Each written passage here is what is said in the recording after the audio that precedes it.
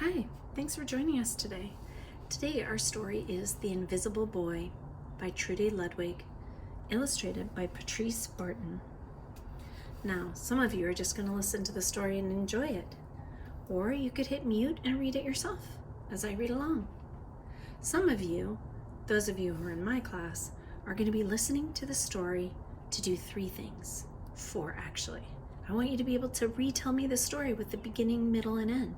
Remember, the beginning has the characters and setting, the middle has lots of key details, and then the ending is usually where the problem is solved.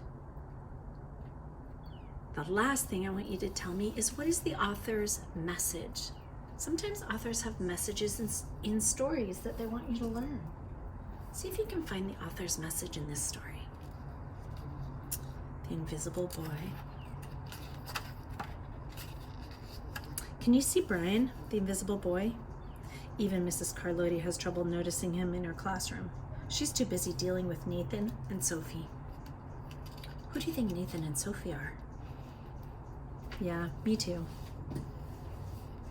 Do you know which one Brian is, the invisible boy? How does the illustrator show him? That's right, he doesn't have any color on him.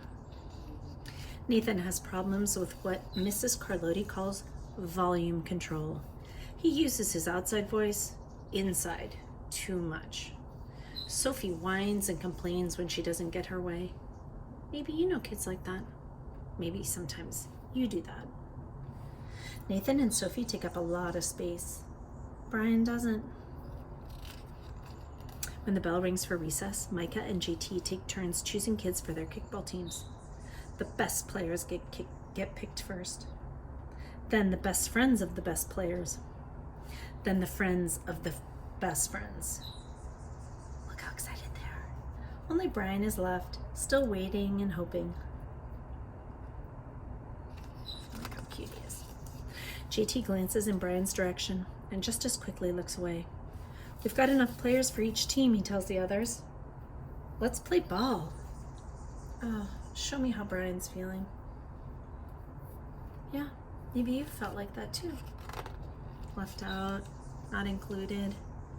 In the cafeteria, Madison and her friends talk about her birthday party. The rope swing over the pool was awesome, says JT. Yeah, so was the water slide, adds Fiona. That was the best pool party ever. I'm so glad you guys had fun, says Madison. Everybody did, except Brian. He wasn't invited. Poor guy.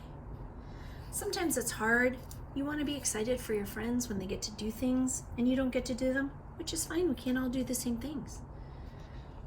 It's hard when everybody goes to a party and you didn't get invited, though. At choosing time while the other kids play board games and read, Brian sits at his table doing what he loves to do best. He draws fire-breathing dragons scaling tall buildings. Thank you for toasting my marshmallow. Space aliens locked in intergalactic battles. I got you now. Greedy pirates digging for treasures. Crackers. Arr! Yay! And superheroes with the power to make friends wherever they go. Hi. Hi, friend. Have a cookie. Oh, that's him as a superhero. On Monday morning, Mrs. Carlotti introduces Justin, the new student in the class. Brian smiles shyly at him. Some of the other kids sneak looks at Justin, trying to figure out if he's cool enough to be their friend. They haven't quite made up their minds yet. It's hard being the new kid. At lunch, Madison and JT watch Justin eat with chopsticks. What's that? Asks Madison as she points at Justin's food. It's bulgogi. Bul what? Bulgogi. It's Korean barbecue beef. My grandma made it for me. It's really good. Do you want to try some? There's no way I'd eat bulgogi. And the kids laugh. All of them. That is except Brian. He sits there wondering which is worse, being laughed at or feeling invisible. Poor guy. Look at his shirt. The next day when Justin goes to his cubby to put away his backpack, he notices a piece of paper with his name on it. Justin, I thought the bulgogi looked good. Brian, yum. How do you think Justin feels about that note? The illustrator lets us know, doesn't she? At morning recess, Brian finds a piece of chalk on the ground and starts drawing. You're Brian, right? Yeah. Thanks for the note. What do you notice about Brian now? What's different about him?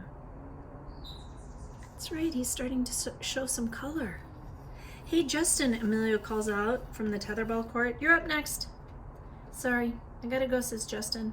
By the way, that's a really cool drawing, he adds before taking off.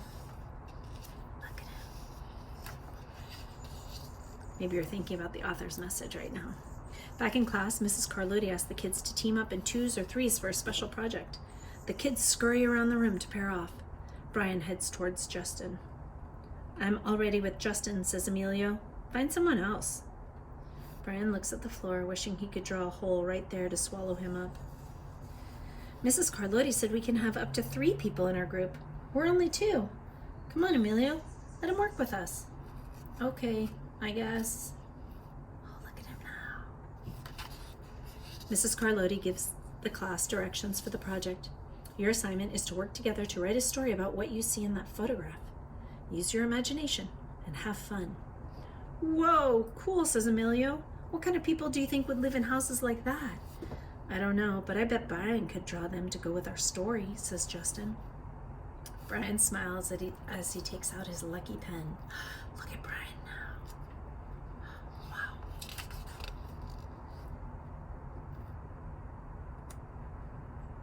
Look at them. How do you think they're feeling right now? I agree. I think they're excited too. Narrator.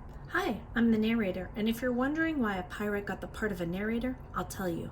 It's all in the agent. Well, now on with the tale. The crooked story we made up on the spot. Ooh, this looks exciting. There's pirate, dinosaurs, sharks. It's lunchtime again.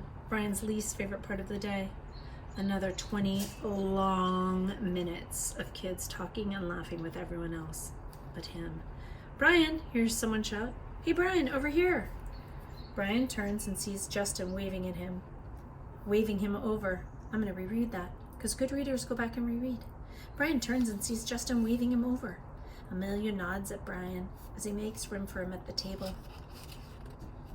Cookie? Thanks. Maybe. Just maybe Brian's not so invisible after all. Look, he's got another shark in his lunchbox. I hope you enjoyed today's story about Brian the Invisible Boy. Now you can go back and listen to it. Think about the beginning of the story where you have the character and the setting. Sometimes it changes. Sometimes in the beginning it shows you a problem. Then you have the middle of the story where it has lots of key details that are important to understanding the problem or how the story changes. And then the end of the story, where everything's wrapped up.